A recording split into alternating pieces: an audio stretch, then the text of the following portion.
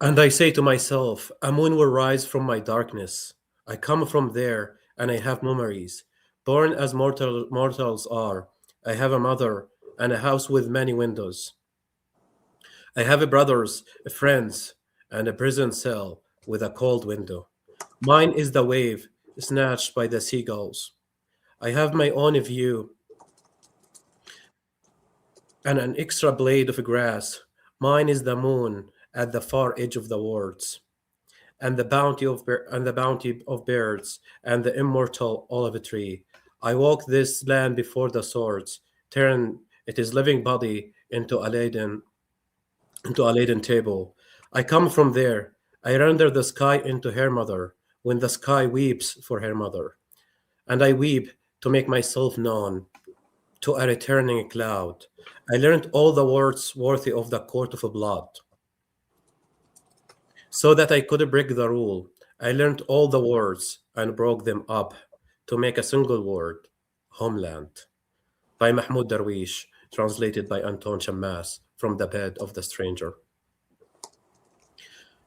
وأقول لنفسي سيطلع من عتمتي قمر. أنا من هناك ولي ذكريات. ولدت كما تولد الناس. لي والدة وبيت كثير النوافذ. لي إخوة أصدقاء وسجن بنافذة باردة. ولي موجة خطفتها النوارس. لي مشهدي الخاص. لي عشبة زائدة. ولي قمر في أقاصي الكلام. ورزق الطيور وزيتونة خالدة. مررت على الأرض قبل مرور السيوف، على جسد حولوه إلى مائدة. أنا من هناك أعيد السماء إلى أمها حين تبكي السماء على أمها، وأبكي لتعرفني غيمة عائدة. تعلمت كل كلام يليق بمحكمة الدم كي أكسر القاعدة. تعلمت كل الكلام وفككته كي أركب مفردة واحدة، هي الوطن. كلمات الشاعر الفلسطيني الراحل محمود درويش. Click advance, please. We start with poetry because poetry reminds us that creating a just world requires more than new policies and laws, but a new poetics, by which we mean creative care and attention to how we treat and value one another. We start with poetry because sitting next to a 3-inch tomb of a book, a poem appears frivolous and slight, but a poem can slice into your insides and open you up to the world like 1,000 footnotes never could. Please advance. And when it comes to Palestinian poetry in particular, the moon, it turns out, is everywhere. You can advance the slide. Whether it's Darwish's words, and I say to myself, a moon will rise from my darkness, or Musab Abu Toa's lament, the moon overhead is not the moon, click. Or Naomi Shihab Nye, who writes from the perspective of the moon. I, who have been staring down so long, see no reason for the sorrow humans make. I dislike the scuffle and dust of bombs blasting very much. It blocks my view. Or Summer Farah, who recounts how in 2019, Israel sent a space probe to the moon that exploded upon impact, leading her to conclude that the moon is pro-Palestine. There is no blemish to her light. In eulogy of the children who have joined the stars, she fights back. And on and on. The moon is a main character in Palestinian poetics. Next slide. So then, connecting the invocation of the moon to the theme of this year's forum, the battle over the Palestinian digital narrative in the information age, I'm reminded of one of my favorite passages from the writings of James Baldwin. Next, click, please. There's a reason, after all, that some people wish to colonize the moon and others dance before it as an ancient friend. This distinction between colonizers and dancers reflects in a way different paradigms of knowing and relating to the universe and our place in it. Next slide. With this tension in mind, we raise this question: who owns the future? Or more precisely, what narratives, values, knowledges, desires, and worldviews are guiding or colonizing our shared future. That in fact, all of us gathered today are part of a much longer freedom struggle. Next slide.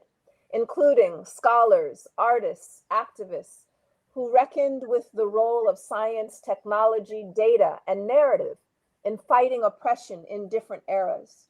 In the Black radical tradition, which has shaped me, we have W.E.B. Du Bois on your left and Ida B. Wells Barnett on your right. Next slide. And even Dr. King, who we don't often think of as a philosopher of technology, but who cautioned, we have guided missiles and misguided men. Though misguided is putting it mildly, I think. So how might we apply their critique and insights to our current historical moment?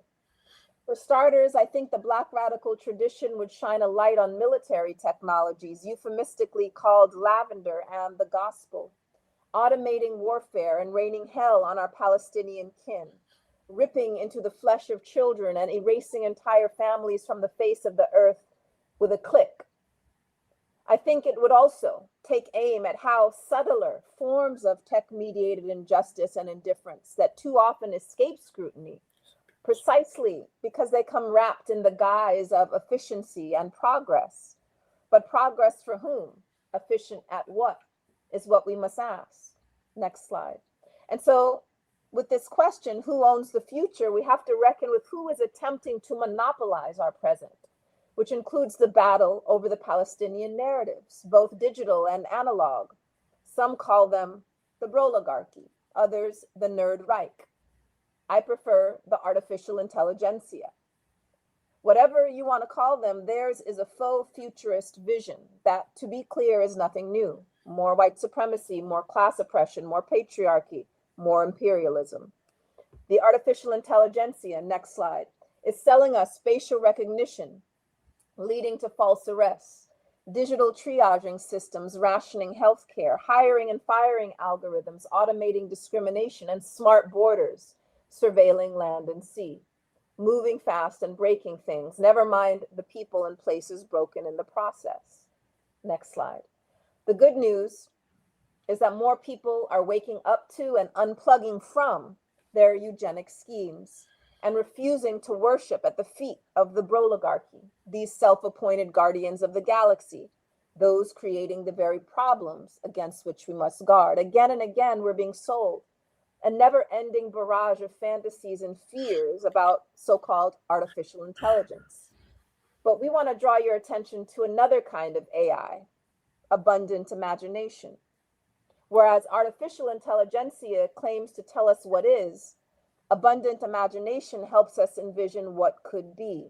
Shifting from artificial intelligence to abundant imagination means that creativity has to go hand in hand with critique, so that we ask ourselves, if not this genocidal, eugenic version of society with all of its tech-mediated injustices, what then? What kind of world can we imagine and create where Hind Rajab and her family are still with us? Next slide. As historian Robin D.G. Kelly reminds us, without new visions, we don't know what to build, only what to knock down. We not only end up confused, rudderless, and cynical, click please, but we forget that making a revolution is not a series of clever maneuvers and tactics, but a process that can and must transform us. Click please. The powers that be are counting on us to feel confused, rudderless, and cynical. And when we do, and we all do at some point, I think it's more crucial than ever that we gather as we are today and clarify our vision and recommit to transforming not only the worlds out there, but the worlds in here, in our classrooms, in our unions, in our pedagogy, in our narratives. Next slide, please. Which brings us to the Phoenix of Gaza XR, an immersive experience that I created with Dr. Ahlam Muhtasib and many other Palestinian technologists, media scholars, and storytellers, for all those who believe in the seemingly radical notion that Palestinian life, like all life, is sacred. Next slide. As it relates to the earlier discussion, it weaves together ancestral intelligence and abundant imagination, moving beyond the platitudes of solidarity towards a liberatory practice of cultural preservation, resistance, and rebuilding. Phoenix of Gaza invites people to walk around a virtual Gaza captured with a 360-degree before and after the most recent devastation, looking directly into the smiling faces of children playing in a park, standing next to a teenager passionately reciting poetry, peeking over the shoulder of elderly women in sewing circle, and walking through the rubble of once magnificent churches, mosques, and bathhouses. In this way, our Phoenix of Gaza XR team is preserving images of physical structure, cultural events, art, dances, and religious sites. And in the process, we are also imagining a world beyond settler colonialism, beyond apartheid and genocide, in order ultimately to return and rebuild. Tragically, our photojournalist Yahya Sbeih was recently martyred in an Israeli airstrike just hours after celebrating the birth of his daughter Sana. And so we carry on this work to honor him and many others. Click, please. Taken together, we see all these initiatives as integrating analysis with action, critique with the creativity, science with the sacred, envisioning a world beyond borders, beyond surveillance and supremacy. And in the process, striving to dismantle the walls in our own minds, those mental barriers that stifle our vision when we attempt to imagine otherwise. We will end here, but we want to leave you. Next slide, please. But Actually, we want to leave. Click 2 times. This one and then the next one. One more, please. Perfect. We will end here, but we want we want to leave you with an invitation to not just reflect on this work, but to step inside it. If you are in the US, especially Colorado, join us for this immersive experience that reclaims the sky as a space of witnessing, memory, return, and survival. Presented at Fisk Planetarium in Boulder, Colorado. This live, multidimensional show weaves together performance, real-time live streams of Gaza night sky, and a 360-degree visual storytelling. Through imagined skies and embodied realities, this experience traces fragments of life before and after genocide, holding space for loss, resilience, and imagination.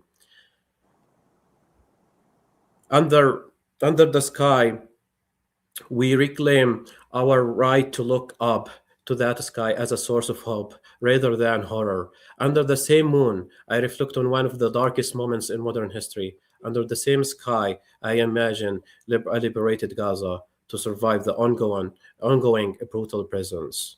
This is not only a show, but a collective act of remembrance, survival, and reclamation. So thank you so much. We're going to share the link also in the chat so you can have it. But thank you so much for listening to us. I'm sorry for the tech issues. Mm-hmm.